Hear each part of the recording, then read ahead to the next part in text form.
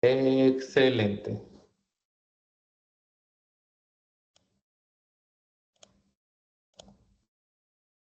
Lo tengo otra explicación.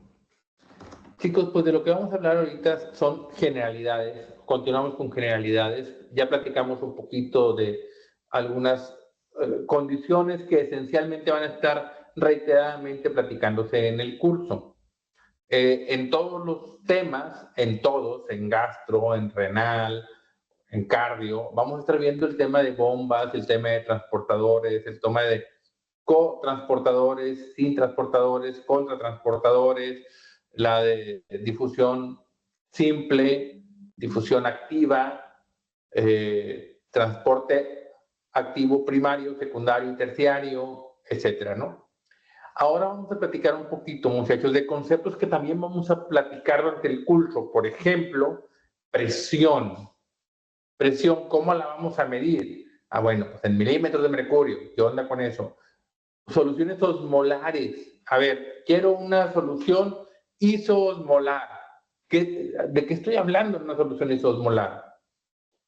Una solución hiperosmolar. ¿De qué estoy hablando en una solución hiperosmolar?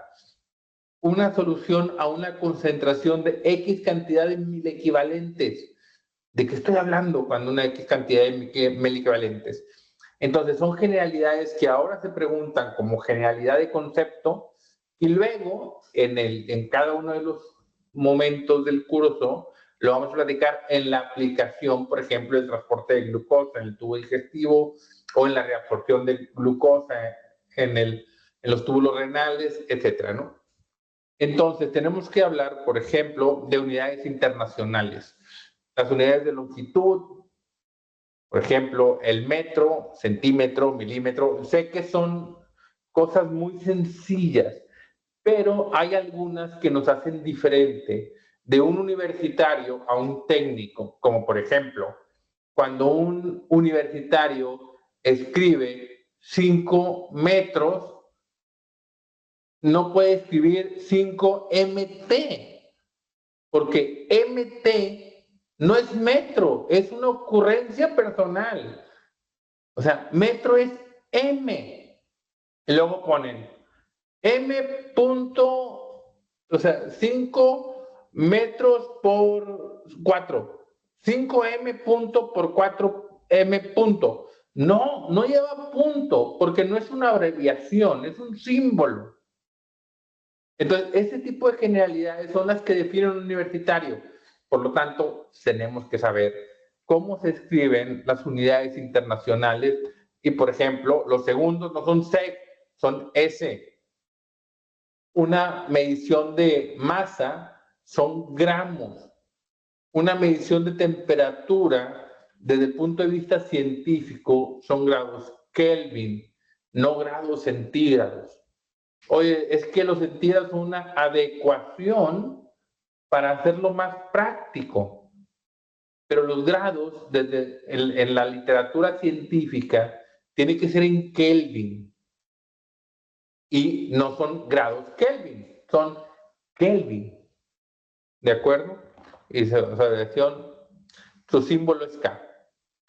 Entender lo que es un mol, súper bien, y entender por el amperio, que es la intensidad de corriente eléctrica, que en eso ustedes sin duda me van a poner un baile, por lo tanto no voy a entrar al baile con ustedes.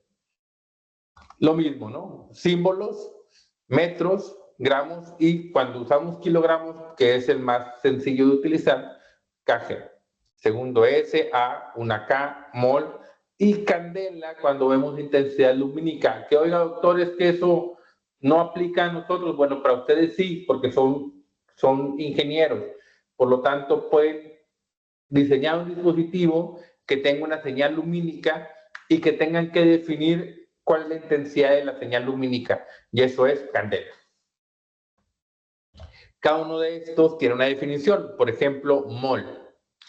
Mol, ¿cuál es la definición de un mol? Y ponemos mol, una cantidad de sustancia que contiene tantas partículas elementales como un número de Avogadro. Y vamos a platicar el número de Avogadro. ¿Ok? Que en este caso, el número de Avogadro que corresponde a la masa del carbono 12 en kilogramos es 0.012 kilogramos de carbono 12 o 12 gramos de carbono 12 tiene este número, 6.02 por 10 a la 23. Este es el número de moléculas. Número de moléculas. O sea, si yo agarro un átomo de carbono y quiero saber cuántas partículas de carbono hay en un mol, bueno, las partículas de carbono son 6.022 por 10 a la 23.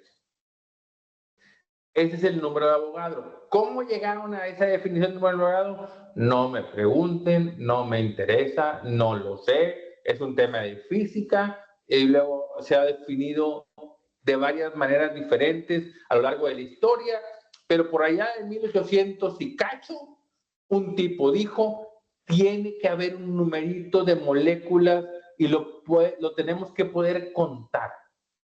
Obviamente él no lo pudo contar porque en aquellos años pues no había manera. Pero tenía mucha lógica, o sea, a ver, si yo pongo una gota de aceite en un litro de agua, pues va a estar algo diluido. O una gota de, vamos a decir, una pizca de azúcar en un gramo de agua, en un litro de agua. Pero luego agarro una gota de ese litro de agua y lo pongo en otro litro de agua. Entonces, esa agua diluida también va a tener algo de azúcar. Y luego agarro una gota de ese litro diluido y lo pongo en el mar. Para fines prácticos, el mar va a estar más dulce. A ver, ¿realmente estaría más dulce el mar? Bueno, pues esencialmente es ¿cuál es la partícula mínima que podría definir una sustancia? Y ese es el principio del número de Avogadro, que esencialmente es una partícula elemental. ¿Ok? Que vienen varias analogías por ahí de repente que lo pueden encontrar, en donde si 100 hojas, el grosor de una hoja de papel, y son 100 hojas, el grosor de la hoja de papel sería más o menos de cerca de 1 centímetro. Bueno, el número de Avogadro para hojas de papel sería el equivalente a billones de kilómetros. Si ustedes calculan la cantidad de granos de arena que hay en todas las playas del mundo, se acercan al número de Avogadro. Así de pequeña es la masa de una partícula elemental. Y obviamente cada partícula elemental depende de la sustancia. No es lo mismo un mol de uranio a un mol de hidrógeno. Pero un mol de hidrógeno tiene el mismo número de partículas elementales que un mol de uranio, aunque su masa sea mucho mayor. ¿De acuerdo? Entonces, ya dijimos metro, longitud, kilogramo, que es la medición de una masa, segundo, la duración, y observen cómo tenemos un estándar en la definición. Por ejemplo, el metro. Vamos a utilizar como estándar de metro, pues una vara que mida 1 metro. Pues no se puede, muchachos, porque a medida que la vara se está usando, pues de repente empieza a perder cierta exactitud en los extremos. Tengo que utilizar una métrica que es completa y absolutamente constante. En este caso, fíjense cómo el metro corresponde a la velocidad de la luz en el vacío. Eso jamás va a cambiar. Obviamente haces un cálculo y te sale la distancia que recorre la luz en esta fracción de segundo. 1 a la 299 millones de segundos.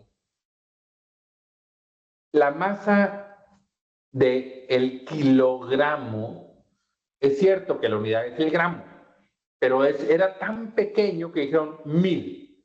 Kilogramo va a ser la unidad. Ahí sí, para que vean que es una bola.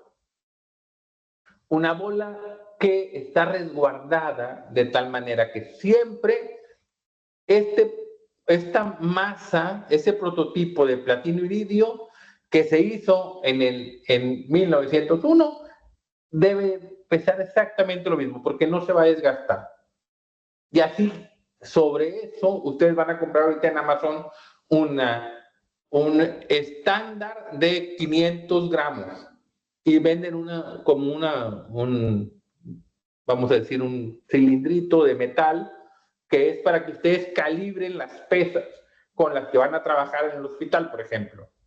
Bueno, ese está estandarizado con algo que está estandarizado, con algo que está estandarizado y que lleva al final a que eso se estandarizó con esa bola de platino iridio que está por ahí en Francia. ¿De acuerdo? El segundo es un tema de duración. A ver, ¿cómo puedo medir el segundo? Ah, bueno, pues ya sé que los materiales radiactivos tienen una frecuencia de destello que es siempre total y absolutamente constante, que no va a variar jamás en el tiempo. Bueno, esa pulsación de la radiación que corresponde al cesio 133, esa cantidad de veces que pulsa la onda de radio del cesio 133, eso corresponde a un segundo. Y contra eso se comparan los famosos relojes atómicos.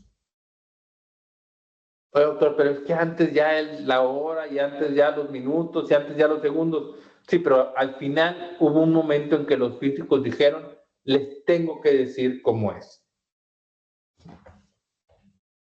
Así el amperio, una definición, la fracción, el Kelvin, lo que es una temperatura esencialmente que tiene que ver con el punto termodinámico del agua, la intensidad lumínica esencialmente también que corresponde a una intensidad radiante de una fracción de watt, y así lo que acabamos de platicar ahorita, cómo se definen, que siempre son en singular y en plural, que no son nombres propios, que siempre son con minúscula, que no se les pone punto al final, que metros por segundo es igual que metros por segundo menos 1. Metros sobre segundo es igual a metros por segundo menos 1, porque así lo vas a encontrar en algunas referencias.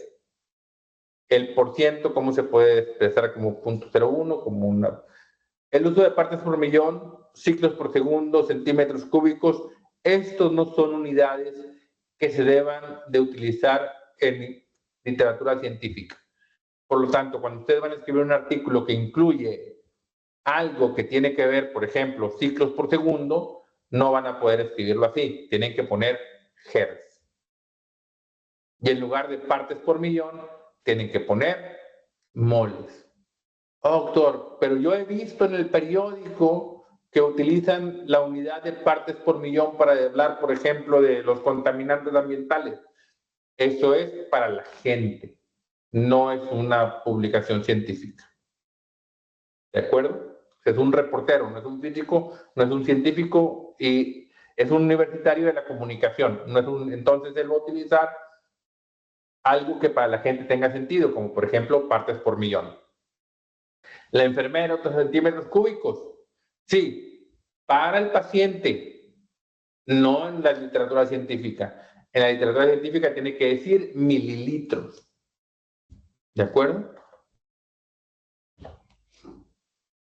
El tema, ya platicamos esto. La frecuencia en Hertz, que ya dijimos que ciclos por segundo es incorrecto. Hertz es lo correcto en la frecuencia y esencialmente es número de por segundo, ¿no? El tema de los grados, que ya dijimos que Kelvin son los grados correctos. Los grados Celsius esencialmente son adecuados para poder definir en relación con el agua el 0 y el 100, la ebullición y la congelación. Y están en la misma magnitud de cambio, los grados Kelvin y los grados Celsius. Por lo tanto, 3 grados más Celsius significa 3 Kelvin más, ¿de acuerdo? Y esencialmente el 0 grados centígrados corresponden a menos 273 grados centígrados, equivale al 0 absoluto en Kelvin. Podemos utilizar masa kilogramo segundo. Masa kilo segundo, eso es Pascal. Un Pascal, que es una unidad de presión. Una unidad de presión esencialmente es metros kilo segundo. Entonces, cuando yo defino presión, estoy utilizando un símbolo de una unidad derivada. ¿Ok? Pascal, metros kilo segundo. Entonces, la presión la debo de definir en pascales. Sí, en electrónica. En clínica, pascales no tiene sentido para los médicos. Por eso utilizamos milímetro de mercurio. ¿Por qué? Porque la cosa con la que yo medía la presión, era una columna de mercurio. Y esa columna de mercurio estaba graduada en centímetros y milímetros. Y yo, al aumentar la presión, aumentaba la columna de mercurio. Entonces, así fue como yo definí en clínica. Pero eso no tiene nada que ver con la física, porque esa columna de mercurio es diferente a nivel del mar o a nivel del Monte Everest. La variación es tan pequeña que en clínica es irrelevante, pero para un ingeniero sí es relevante, porque con esa medición de presión definen, por ejemplo, la altura de un avión. Con esas diferencias de presión definen, por ejemplo, la profundidad en el agua.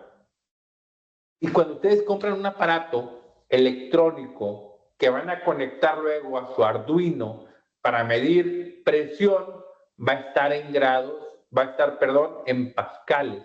Tienen que convertirlo en milímetros de mercurio para que lo puedan utilizar en clínica. ¿De acuerdo? ¿Vamos bien? Por eso tienen que entender el tema de pascales, tienen que entender a qué equivale un milímetro de mercurio en pascales, para que luego se pueda hacer una conversión. No es una conversión que se hace en clínica, es una conversión que la hacen ustedes en sus algoritmos con el que alimentan sus microcontroladores para poder decir un número, como por ejemplo los electrónicos de Omron, donde el sensor de Omron está en pascales, que luego se convierte en milímetros de mercurio para que aparezca en la pantalla. Cuando las presiones son muy bajas, muchachos, es impráctico utilizar algo tan pesado como el mercurio y se utiliza el agua. Entonces, utilizamos centímetros de agua, que esencialmente es como se empezó a medir la presión dentro de un tubo, y en este caso la arteria se comporta como un tubo, y en algunas circunstancias utilizamos centímetros de agua cuando las presiones son bajas. Se aplica, por ejemplo, para presión venosa, que no se aplica para presión arterial porque serían metros de agua. Y pues no es práctico. En cambio, para presión venosa se utilizan centímetros de agua. Para presiones de vías respiratorias también se utiliza centímetros de agua. No se utilizan milímetros de mercurio. Pero también es por conveniencia. También cuando el dispositivo electrónico mide, en este caso, centímetros de agua para un ventilador mecánico, también ustedes, ingenieros, la medición que van a obtener del aparatito, del sensor, va a ser en pascales y lo tienen que convertir. ¿De acuerdo? Centímetros de agua, ya lo dijimos. Las unidades de volumen son unidades derivadas, por ejemplo, metros cúbicos. Las áreas son unidades derivadas, metros cuadrados. La velocidad es derivada, metro por segundo, o la aceleración, metro por segundo cuadrado. El tema de los litros, que es volumen, que corresponde un litro a un decímetro cúbico, que es la medida de magnitud en el sistema internacional.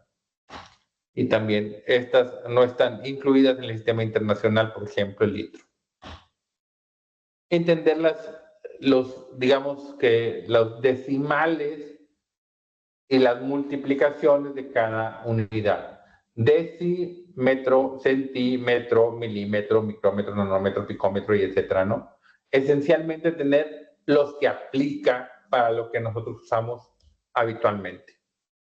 Entender una concentración según la unidad internacional. En algunas ocasiones, cuando son unidades muy pequeñas, se utilizan logaritmos en base 10, como por ejemplo el pH, donde el pH es igual al logaritmo base 10 negativo de la concentración, en este caso de iones de hidrógeno, que la concentración está en moles. Cuando es muy pequeño es nanomoles. Entonces, el logaritmo negativo de 30 nanomoles, hago la conversión primero a moles, y eso me da 7.5 pH, y así puedo calcular del pH a la concentración y de la concentración al pH. A los médicos les piden que hagan cálculos. Yo a ustedes no les pido que hagan cálculos, porque finalmente no estoy evaluando eso, y los cálculos los hace hoy Google, o los hace ChatGPT, o los hace cualquier sistema. Pero sí quiero que tengan el concepto. Ese se va a preguntar. Oye, doctor, pero lo difícil es hacerle cálculo, yo quiero hacer cálculos. Bueno, pues si quieren se los pongo. Y pues ahora sí el que no sepa, reprueba.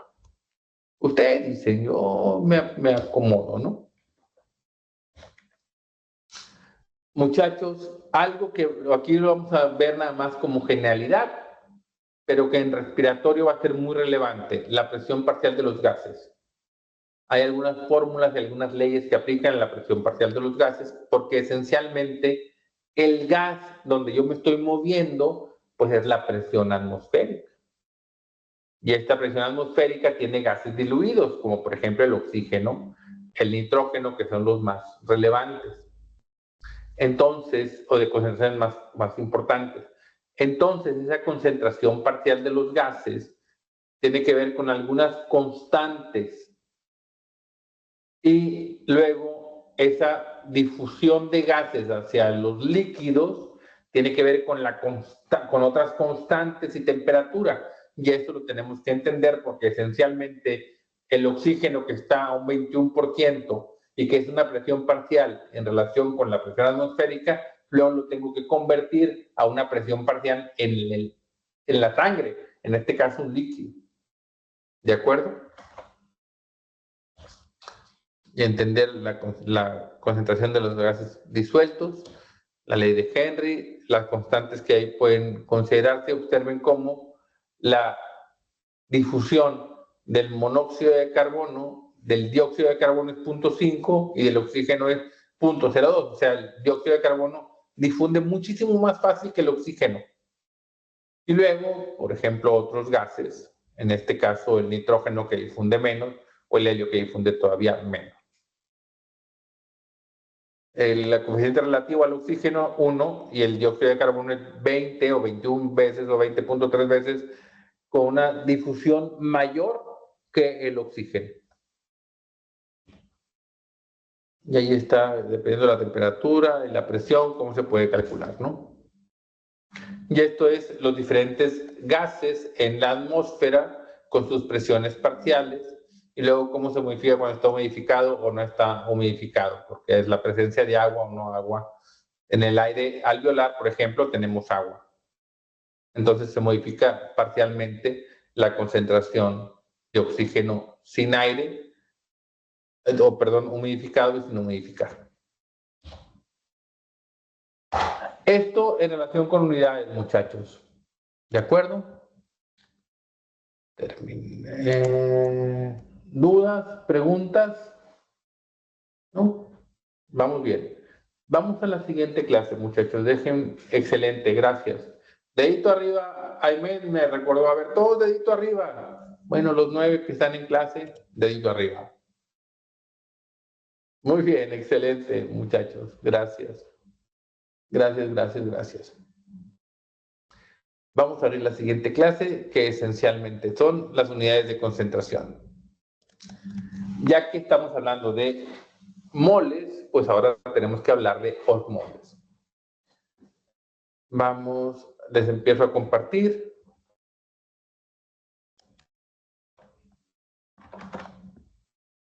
Unidades de concentración. pantalla, ventana, unidades de concentración. ¿Ya están viendo la pantalla, Jaime? Sí, excelente. Unidades de concentración, muchachos. Finalmente, yo puedo tener en un volumen una cantidad de partículas y puedo tener las mismas partículas en otro volumen. Entonces, cuando yo agarro una cantidad de volumen, ¿cuántas partículas tengo ahí? Y pues tenemos que tener un estándar. ¿A qué me refiero con que una sustancia está en más cantidad o menos cantidad en el volumen? Estamos hablando entonces de concentración. Y esa concentración, pues esencialmente está sujeta a las famosas, ahora sí, leyes que tienen que ver con la unidad de la medida de una solución, en este caso. Entonces, podemos decir que vamos a estar utilizando mucho de lo que nosotros utilizamos, por ejemplo, son sustancias, por ejemplo, el sodio, cloruro de sodio. ¿Cuántos milimoles por litro tenemos de sodio normal en la sangre? Y luego, yo quiero preparar una solución que tenga la misma cantidad de sodio en la sangre. Entonces, tenemos la famosa solución salina que contiene 58.5 gramos de cloruro de sodio. Ya tengo gramos, porque es lo que yo puedo pesar y ponerle a un litro de agua. ¿Estos cuántos milimoles son? Para saber si son los mismos que el paciente o no. Y empiezo a hacer algunos cálculos que tienen que ver con eso.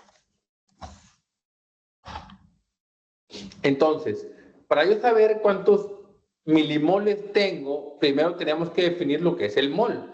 Y dijimos que el mol es el peso molecular de una sustancia. Por ejemplo, en este caso, el cloro y el sodio. Uno tiene el peso de 23 y el otro tiene 35.5. Ya dijimos lo que es el número de Avogadro, 6.022 por 10 a la 23. Esto es la cantidad de moléculas que hay.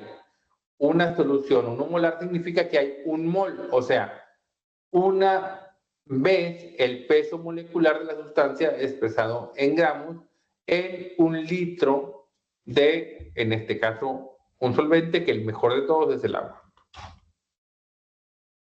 Entonces yo tengo 23 gramos de sodio, tengo un mol de sodio y un mol de cloro. Dijimos que el peso molecular del cloro es de 35.5 y del sodio es de 23. Sumo los dos, entonces un litro de agua más 58.5 gramos es un mol de cloruro de sodio, que es lo mismo que un mol de sodio y un mol de cloro. Aquí quiero, muchachos, dejar claro que en este trabalenguas de repente me puedo confundir, porque puedo pensar que un mol de cloruro de sodio es medio mol de sodio y medio mol de cloro. No, no es así. O sea, porque estoy revisando el número de moléculas. Entonces, en el número de moléculas del cloruro de sodio, como yo sé que están unidas uno a uno, tengo la misma cantidad de número de moléculas de cloro, la misma cantidad de número de moléculas de sodio. Y ambas son un mol. ¿De acuerdo? Entonces, no se vayan a confundir con el trabalenguas. Tengo que entender más o menos el peso molecular de las sustancias que más frecuentemente utilizamos en las soluciones que nosotros utilizamos en clínica. Por ejemplo, el peso molecular del potasio, del calcio, del bicarbonato.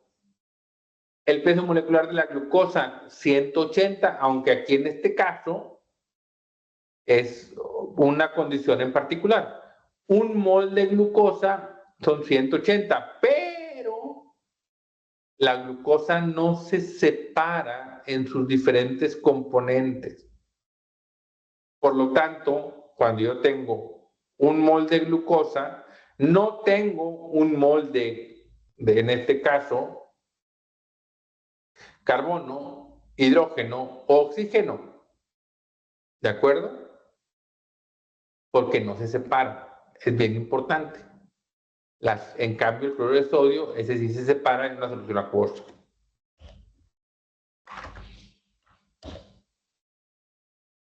Entonces, si yo tengo una solución de cloruro de sodio al 0.9%, bueno, entonces tengo que hacer el cálculo de cuántos moles tengo. Si 58 era un mol, ¿cuántos moles son 0.9? Y lo puedo convertir en milimoles. Y luego eso, ¿qué significa en relación con milimoles por litro?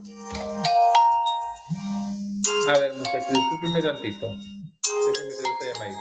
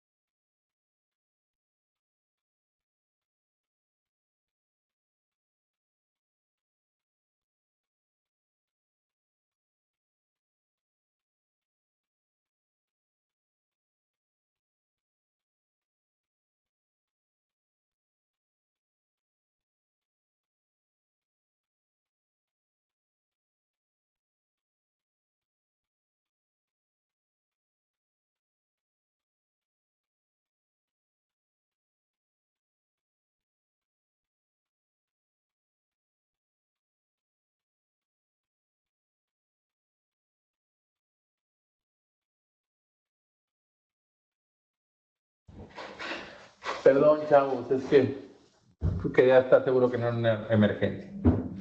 Muy bien, regresando entonces al punto. Aquí yo puedo, para entender la relación de una solución porcentual, en este caso 0.09 gramos en un litro, eso significa, muchachos, una solución al 1% es un gramo en 100 mililitros. 1%. O sea, en un litro son 10 gramos. Al 5%, pues hago la regla de 3 simple, al 10% lo mismo, ¿no? Una solución al 0.9% tiene menos de un gramo, tiene 0.9 gramos por 100 mililitros, o sea, 9 gramos por litro. Entonces ya tengo la concentración en gramos. Me falta luego tener la concentración en moles. Si un mol son 58.5 gramos, regla de 3 simple, entonces 9 gramos en un litro corresponde a 154 milimoles. O sea, 154 moles, 154 milimoles. Reglas de 3 simple, muchachos. No se les va a dificultar en lo absoluto, estoy seguro.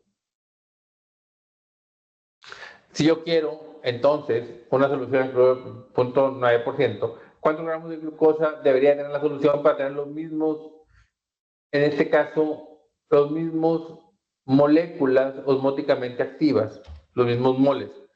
Y si ya sabemos que son 154 milimoles, 0.9%, una solución de glucosa de 27.7 gramos es lo mismo que 154 milimoles por litro, porque ya dijimos que 180 es un mol. Entonces sacamos la regla de 3 simple. Regla de 3 simple, lo mismo, lo mismo, lo mismo. Muchachos, ya que tenemos un tema de concentración, para mí es muy importante que luego entendamos el concepto de osmolaridad. ¿Qué significa osmolaridad? Significa la presión que ejerce una sustancia disuelta para mantener el equilibrio. A ver, vámonos por partes. Finalmente, yo necesito una sustancia que pasa una membrana permeable a el soluto, va a tender a equilibrar el soluto. Entonces, ese equilibrio va a hacer que el soluto se mueva. Cuando yo tengo una membrana que es impermeable a un soluto, entonces lo que se va a mover para que esté igual va a ser el agua. ¿Con qué presión se tiene que generar o que se tiene que generar en el agua para que una sustancia se mueva en contra de esa fuerza? Bueno, eso es la presión osmótica. ¿Ok? La presión osmótica. Yo tengo por ósmosis, si esta membrana es permeable al agua, pero es impermeable al cloruro de sodio, el agua va a tender a pasar para acá. Va a tender a pasar hacia el lugar en donde no tengo digamos que tengo mayor concentración de la sustancia. Eso es ósmosis. ¿De acuerdo? Muy bien. A ver, vamos a abrir el micrófono uno de ustedes. ¿A quién le voy a preguntar? A ver, ¿a quién le voy a preguntar? Diego Castro. ¿Puedes abrir tu micrófono, Diego?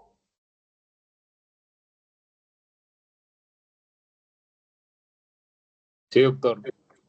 Diego, a ver, si esto es osmolaridad, lo que está ahí concentrado, ahí en la diapositiva, ¿qué significa ósmosis inversa?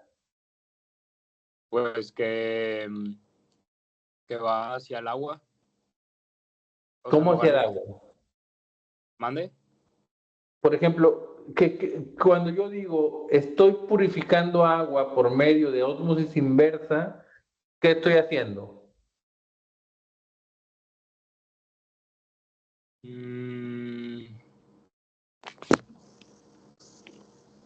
Poniendo, pues a lo mejor intercambiando los lados de en uno, o sea, en un lado cloruro sódico y en el otro lado agua, pues intercambiando, que sea para el otro lado, que la flecha vaya invertida, vaya. ¿Y cómo va a salir la flecha invertida? ¿Por qué? O sea, ¿qué tengo que yo hacer para que la flecha se invierta? Mm, echar, echar más agua, que haya más agua o no sé. Es De acuerdo. la... A ver, Ana Paola, ¿puedes abrir tu micrófono, Ana Paola? Sí, doctor, aquí estoy. A ver, ¿qué tenemos que hacer? Em, En la ósmosis inversa. Cuando es una osmosis así normal como el de la diapositiva, el agua y la solución es igual o hay una que tiene más que otra.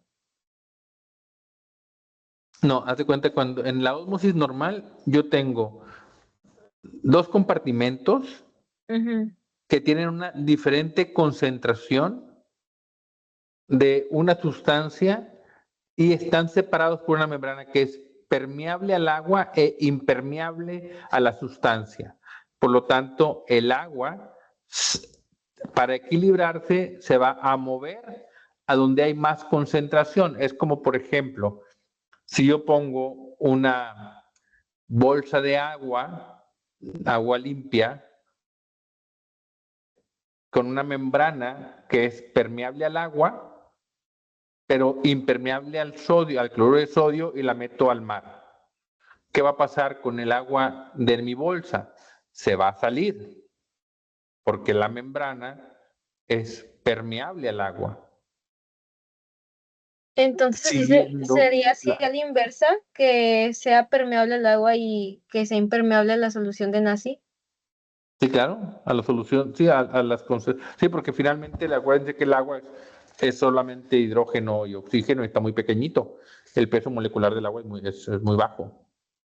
Por lo tanto, el sodio es más grande y tenemos ahora sí membranas que pueden separar el cloruro de sodio, por supuesto. Entonces, en la ósmosis inversa, ¿para qué se usa la ósmosis inversa? Ana Paola. Esa sí no sé, doctor. Andrea, ¿para qué se usa la ósmosis inversa?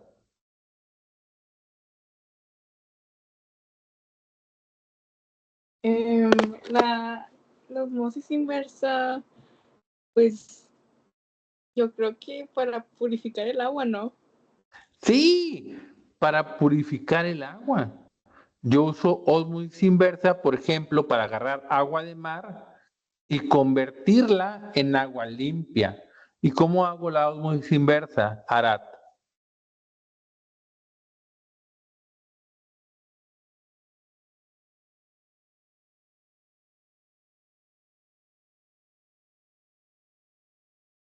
Arat, ¿estás ahí? ¿No?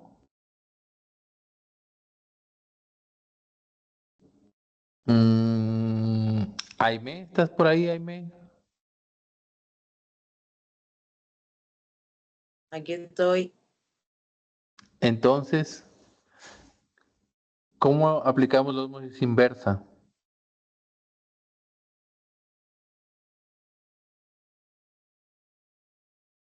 No sé, profe. No, no entendí muy bien esa parte. Muy bien, ahora,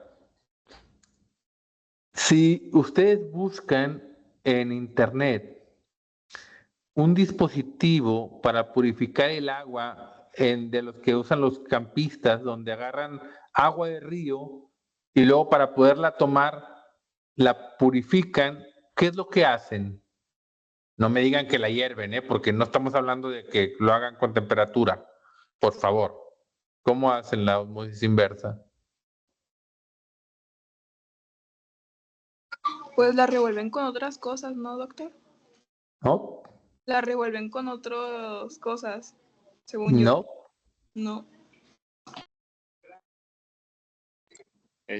La filtran, doctor, ¿Cómo la filtran? por medio de, no me acuerdo bien el método, pero era por medio de piedra, arena. No, sí, pero esa no es agua pura. O sea, eso no, imagínate, para tomar, pues no. O sea, no, quiero una botella ok. de agua. Y agarro una botellita de agua de río y le voy a aplicar ¿qué para purificarla?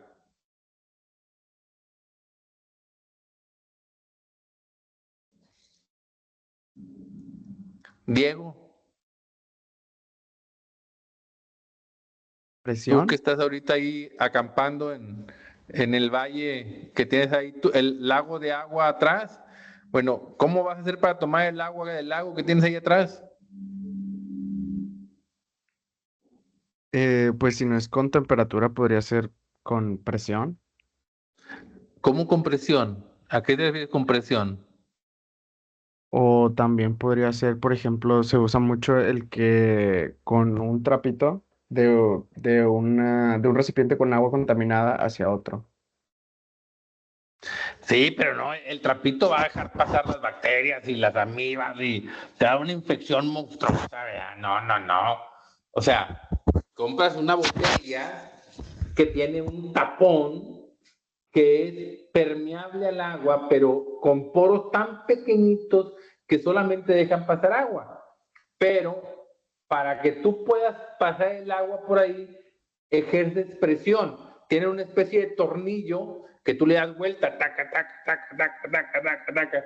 Y a medida que le estás dando vuelta, se está generando presión y la presión expulsa. Bueno, eso es ósmosis inversa. Por eso la ósmosis inversa para purificar agua de mar es tan costosa energéticamente, porque tienes que generar mucha presión para que el agua vaya en contra de la concentración. Y ahorita vamos a ver más o menos a qué presión equivale.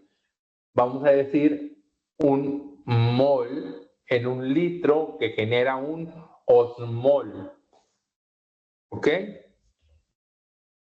Entonces, yo aquí tengo una membrana que es permeable al agua, por eso es semipermeable, pero impermeable al soluto.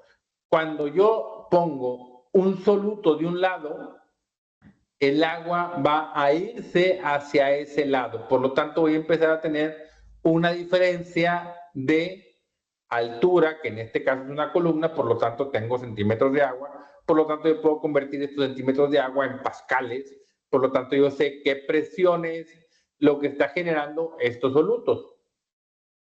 Cuando la cantidad de solutos que yo puse es un mol, entonces voy a generar un osmol de presión, que eso significa una cantidad de, en este caso, unidad de presión. En un dado caso de yo tengo la concentración molar de cloruro de sodio, que ya lo calculamos en relación con punto 9, ¿cuántos osmoles, o en este caso, una décima, cuántos miliosmoles tenemos de cloruro de sodio? Y si yo ya sé que un 58.5 gramos es un mol y que 58 gramos tiene 2 osmoles, ¿por qué 2?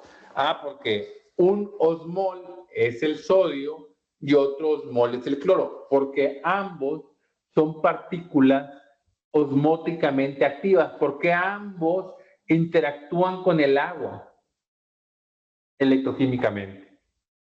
Acuérdense que el agua tiene una carga positiva y una negativa. Por lo tanto, las cargas negativas del agua se pegan al sodio y las cargas positivas del agua se pegan al cloro. Por lo tanto, una solución al 0.09, o sea, 9 gramos, reglete simple equivale a 308 milismoles, o sea, que es lo mismo que 154 milismoles de sodio y 154 milismoles de cloro, porque se dividen 1 a 1, ¿verdad? Una solución de glucosa, fíjense cómo la glucosa no se divide, por lo tanto, 180 gramos, un mol tiene la misma osmolaridad que tuviera 0.9 gramos de cloruro de sodio. Aunque la molécula es mucho más grande, no se divide.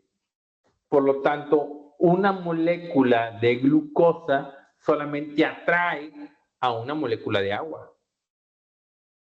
Por eso genera una presión de solamente 1 osmol.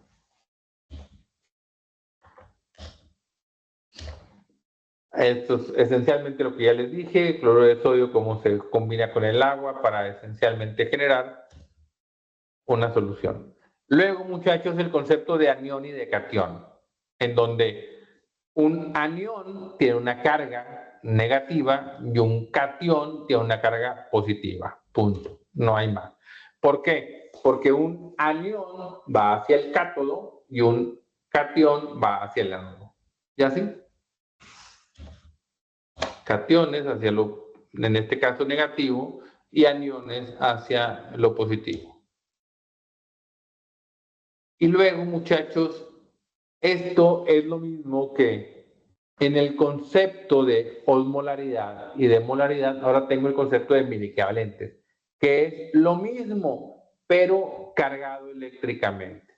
O sea, por lo tanto, en este caso, el cloruro de sodio, que tiene un equivalente de sodio y un equivalente de cloro, un mol, porque ambos tienen una sola carga, a diferencia de otros, como por ejemplo el cloruro de calcio, que el cloruro de calcio son un mol de cloruro de calcio, son 3 osmoles, porque son 2 cloros y un calcio, y son 4 equivalentes, porque el cloro tiene una valencia y el calcio tiene 2 valencias.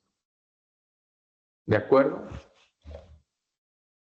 Y así puedo hacer con todas las soluciones electrolíticas. Ahí están las diferentes partículas. Aquí, como les dije, el calcio tiene 2 valencias, el sodio, el potasio, el cloro tiene nada más una, por lo tanto, un mol y un equivalente es lo mismo. En cambio, en el calcio, un mol es igual a 2 equivalentes. Y hasta aquí es todo, amigos. Dejo de grabar. Son las 8:20.